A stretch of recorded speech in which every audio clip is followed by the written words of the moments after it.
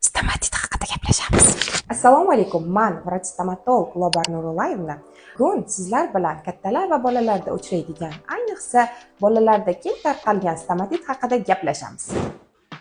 Stomatit bu og'iz bo'shlig'i shilliq qavatini yallig'lanishi bilan kechadigan jarayon hisoblanib, namoyon bo'lish belgisi. Og'iz bo'shlig'ida suvli pufakli yaralar, qizarish, shish, ba'zan esa oqish va sarg'ish tusidagi yiringli ajralmalar ajralishi bilan kechadigan jarayon. Bemorni umumiy ahvolida tana harorati ko'tarilishi, kuchli og'riq, ko'p miqdorda so'lak ajralishi kuzatiladi.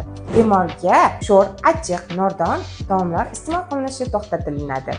Stomatitga chalingan joy perks vodorod yordamida artiladi. Uni ustki qismidan esa protilin eritmasi bilan artiladi.